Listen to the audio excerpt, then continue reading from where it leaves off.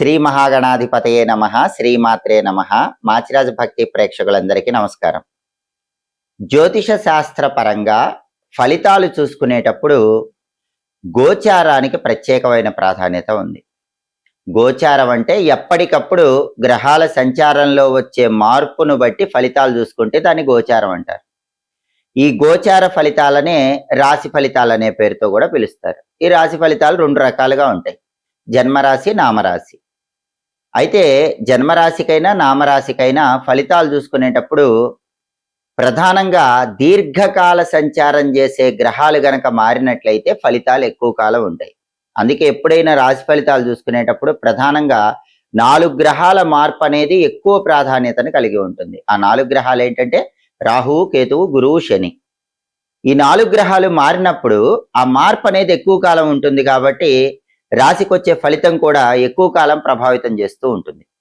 2026 సంవత్సరంలో 4 దీర్ఘకాల సంచారం చేసే గ్రహాల్లో దేవగురువు అయినటువంటి బృహస్పతి గురుగ్రహం జూన్ 2వ తేదీ మిథున రాశిలో నుంచి కర్కాటక రాశిలోకి ప్రవేశిస్తున్నాడు. కర్కాటక రాశి గురుగ్రహానికి ఉచ్చ రాశి. దేవగురువు బృహస్పతి ఉచ్చ రాశిలోకి ప్రవేశించడం అనేది 12 రాశుల మీద ప్రత్యేకమైన ఫలితాలను కలిగింపజేస్తుంది. కాబట్టి గురువు జూన్ 2వ తేదీ మిథున రాశిలో నుంచి కర్కాటక రాశిలోకి మారటం వల్ల 12 రాశుల వారికి ఎటువంటి ప్రభావం కలుగుతుందో ఈ వీడియోలో మనం తెలుసుకుందాం.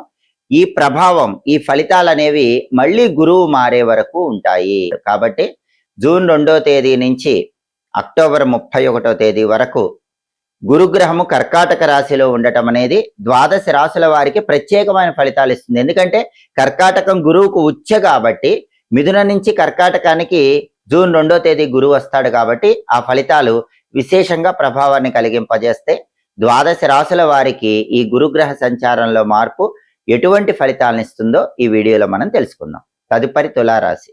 తులారాశి వాళ్ళకి దేవగురువు బృహస్పతి జూన్ 2వ తేదీ మిథున రాశిలో నుంచి కర్కాటక రాశిలోకి ప్రవేశించగానే గురువు సంచారంలో మార్పు వల్ల ఏర్పడే ఫలితాలు పరిశీలిస్తే తులారాశి నుంచి చూసుకున్నప్పుడు తుల, వృశ్చికం, ధనుస్సు, మకరం, కుంభం, మీనం, మేషం, వృషభం, మిథునం, కర్కాటకం.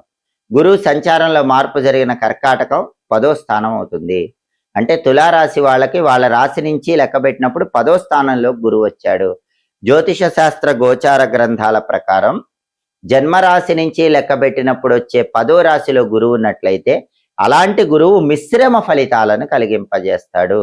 అంటే కొన్ని అనుకూల ఫలితాలు ఇస్తాడు, కొన్ని వ్యతిరేక ఫలితాలు ఇస్తాడు. అయితే ఇప్పుడు మాత్రం తులారాశి వాళ్ళకి చాలా వరకు అనుకూల ఫలితాలే ఉంటాయి. ఎందుకంటే మిశ్రమ ఫలితాలు అనుకూల ఫలితాలుగా మారటానికి కారణం కర్కాటకంలో గురువు ఉచ్చెలో ఉంటాడు.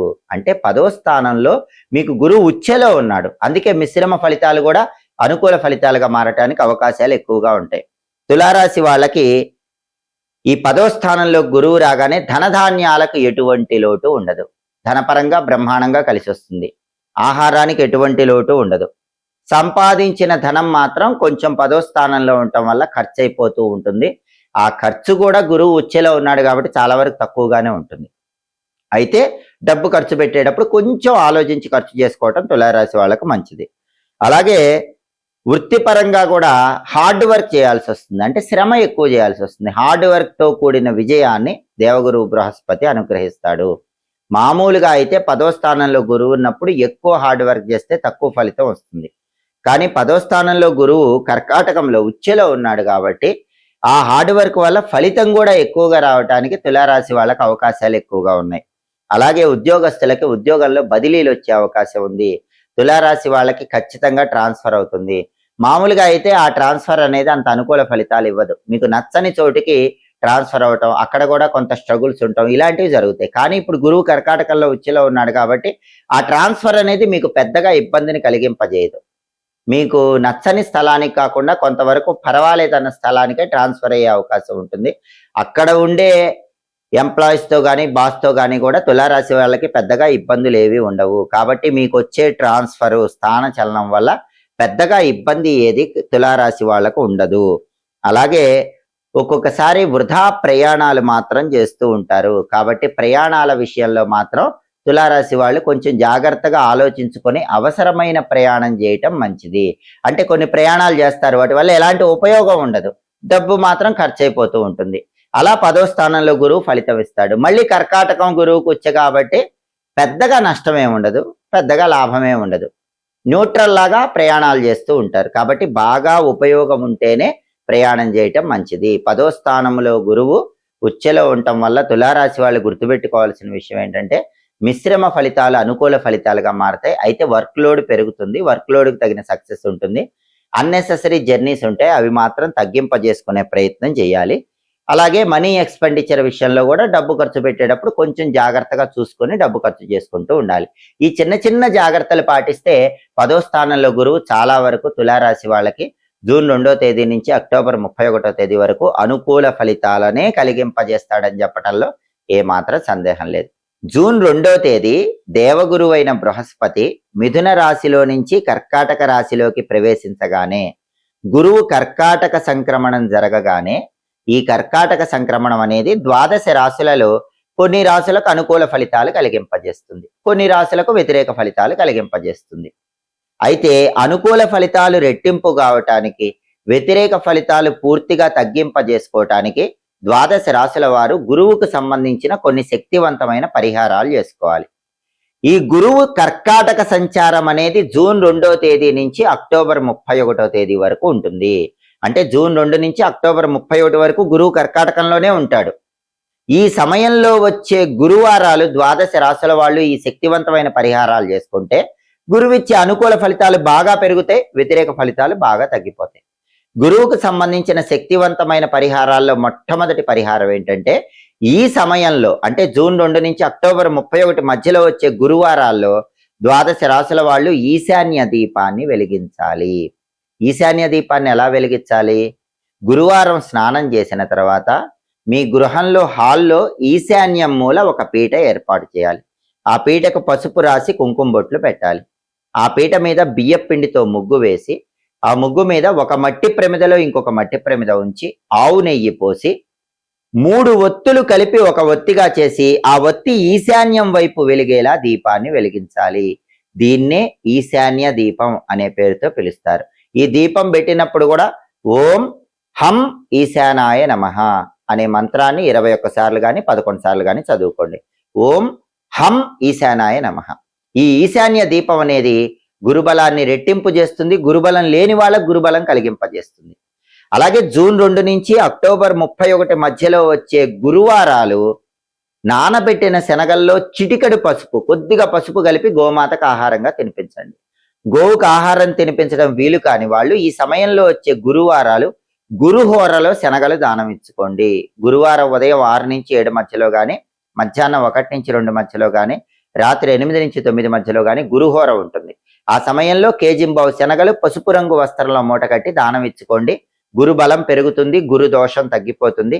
అలాగే ఈ సమయంలో వచ్చే గురువారాలు ప్రదోష కాలంలో శివాలయానికి వెళ్ళి దర్శనం చేసుకుంటే కూడా గురుబలం అద్భుతంగా పెరుగుతుంది. ఎందుకంటే గురువుకు అధిష్టాన దైవం పరమేశ్వరుడని జ్యోతిష శాస్త్ర గ్రంథాల్లో చెప్పారు.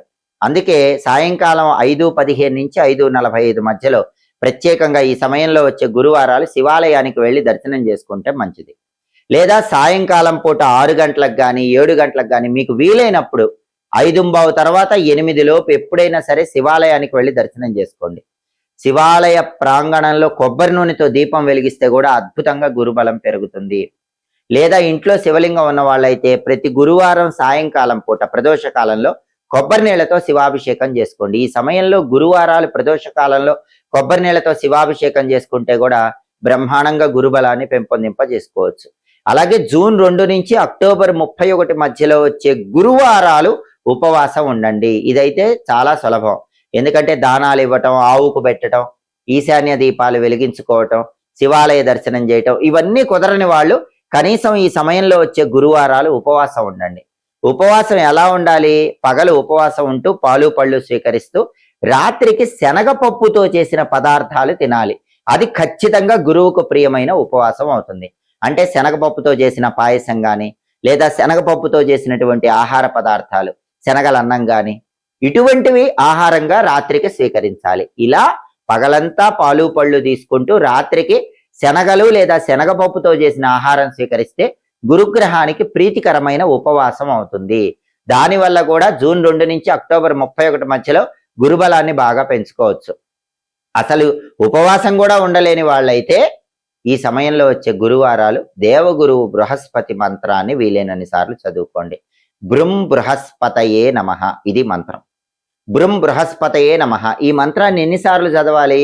ఎవరికైనా జాతకంలో గురు మహాదశ 16 సంవత్సరాలు ఉంటుంది కాబట్టి ఈ మంత్రం 16 సార్లు చదవటం ద్వారా అఖండ ప్రయోజనాన్ని అందిపుచ్చుకోవచ్చు. లేదా 21 సార్లు చదువుకోవచ్చు. సమయం ఉంటే 54, 108 సార్లు కూడా చదువుకోవచ్చు. 21, 54, 108 లేదా 16 సార్లు మహాదశ ఉంటుంది కాబట్టి 16 సార్లు చదువుకున్నా కూడా గురుగ్రహం సంపూర్ణంగా యోగిస్తుంది.